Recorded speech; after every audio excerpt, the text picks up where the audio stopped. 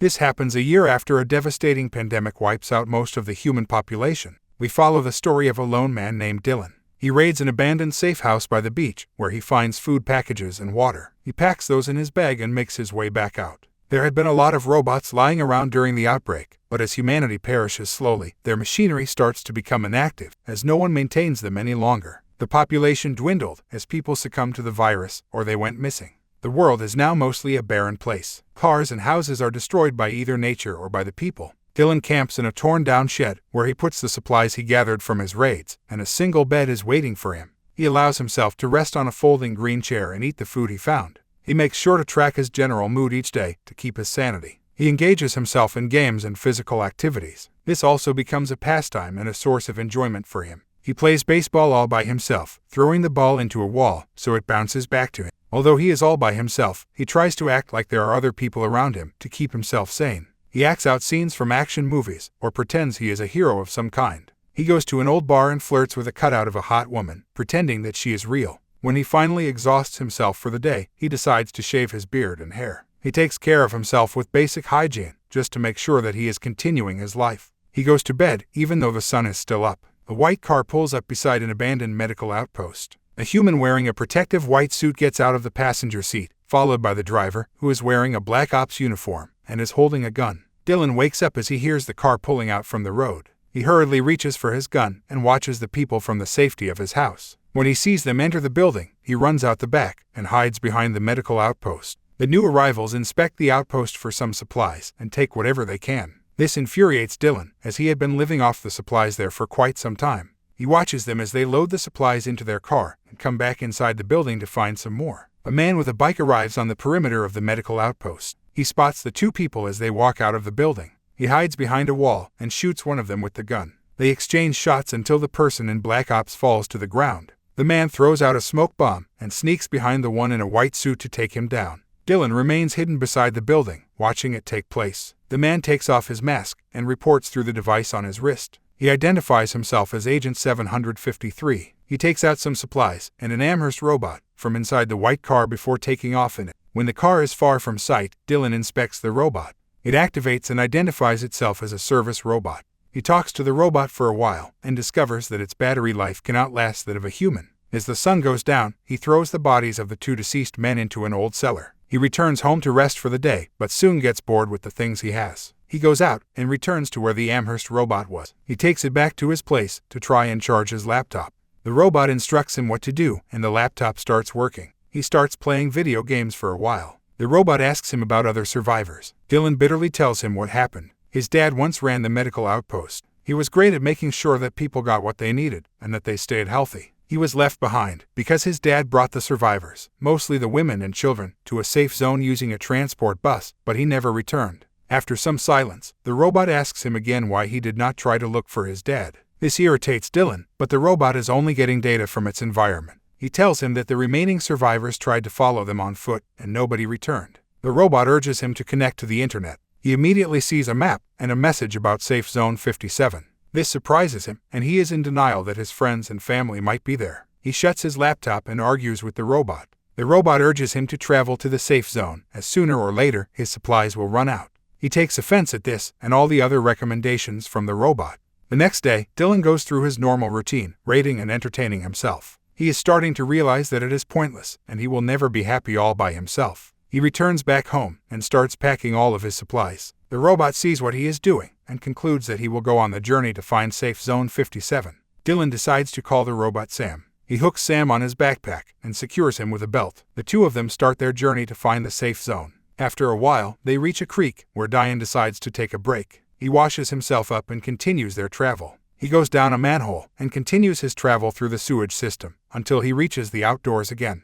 He spends the night at abandoned places and continues the next morning. Sam assists him with the direction of their travel. After a while, they stop by a small forest beside the road, so Dylan can eat and rest. Sam reminds him that he should ration his food and water supply. That night, Dylan lights a bonfire and rests for the night. The next morning, he eats his heart out, but Sam reminds him again that he will run out of food before they reach the safe zone if he keeps on consuming his rations the way he is. Being tired from the travel and carrying all his things, Dylan ignores his advice and does whatever he wants. It is now winter and the ground is starting to get covered with snow. They reach another forest and find an abandoned tent standing in the middle of it. Dylan enters the tent and immediately looks for supplies. Sam reprimands him that he should have listened to his advice. He does not find any food or water, but is glad to see a case of beer. He happily opens one bottle and chugs on it. Sam warns him that drinking alcohol will only further dehydrate him, but of course, Dylan ignores him again, believing that he is ruining the fun. He sits on the folding chair inside the tent, and after finishing the first bottle, he opens another and quickly drinks it.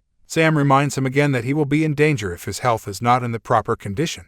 Drinking beer will only hinder his journey. He still ignores the robot and requests that he plays a song. Sam obliges, and soon enough, the two of them start dancing around, having fun. Dylan opens another bottle and continues drinking until he is dizzy. He passes out, and when he wakes up, it is already in the middle of the night. He is now starving and dehydrated. Still, dizzy from the alcohol, he tries looking around the tent again in hopes to find rations. Instead, he sees a stack of family photos. He browses through them and remembers his father. He asks Sam if he believes that his family would be in the safe zone if they get there. Being a robot, Sam can only give him the probability of his family being there. Although the probability is high, since it is the nearest safe zone from their previous medical outpost, Dylan is already grasping at straws and wants a definite answer. Sam advises him that he can only know if he goes there. This only pisses Dylan off, and he starts accusing the robot that if Amherst, the company that created Sam, did not spread the virus in the first place, humanity would not have been doomed. Sam tells him that the virus only eradicated 98% of the human population, and that the company was initially aiming to lessen the American population, but unfortunately, it got out of hand. Sam's lack of human sympathy only agitates Dylan even further. Amherst aimed to diminish the population to 2 million selected individuals to repopulate the Earth. Since Sam is one of their maintenance robots, he had been connected to their system and knows all about it. Dylan tells him how Amherst ruined his family and their dreams. He believes that no one should get to decide who lives and who doesn't. The core belief of Amherst was population control. The human population was getting out of hand, so much so that there were not enough resources to sustain them. If the pandemic wipeout did not happen, they would be finished off in worse ways. Sam explains that research in biology about the human population and Earth's resources explains that it negatively impacts the quality of life if resources are not proportionate. He leaves the tent to cool his mind off. The days of being alone finally got to him, and there is nothing he can do about it.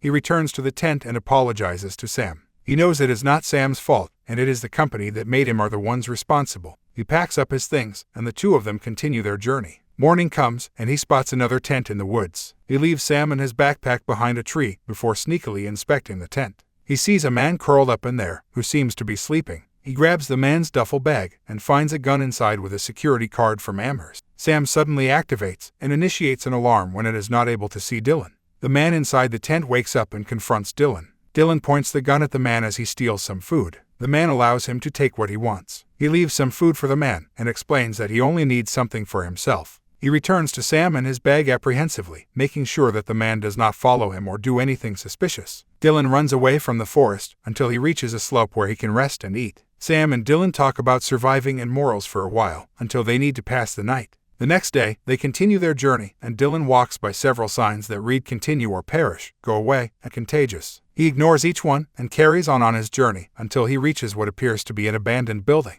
Sam activates and informs him that they have indeed reached their destination. Dylan dejectedly tells him that there is nobody there. Sam instructs him to connect him to the main communication hub in order for them to find out what happened. Dylan agrees and enters the abandoned premises of the safe zone. He finds the main tent and takes out his laptop. He connects it to Sam and the place's computer. Sam starts analyzing the data he gets. Meanwhile, Dylan leaves him in the tent and looks around the place. He enters different tents to find supplies, but everything is empty. He sees a broken down tent, and when he lifts it, he finds a corpse that has decayed for a long time, showing mostly bones and some remaining body tissues. Realizing that the place is not safe, he starts running back to the main tent where he left Sam. He hears him sending out a message to other potential survivors, using Dylan's voice. Dylan immediately enters the tent and tells him that he should not be doing that, and that the place is dangerous. But Sam already knows that. He suddenly tells him that he is programmed to eradicate humans until the desirable population is reached. Bringing them to this contagious facility is one way to do that.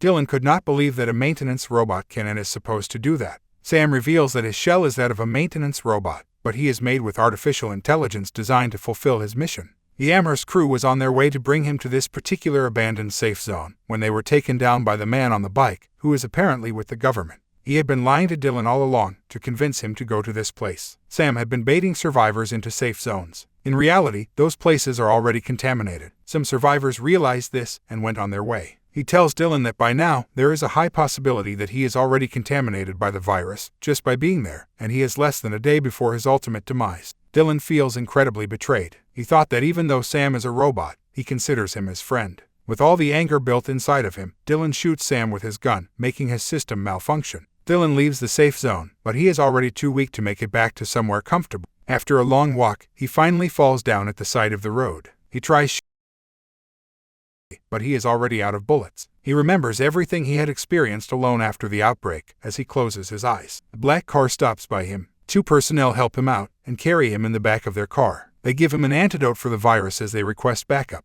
Dylan looks back out as the men bring him to safety.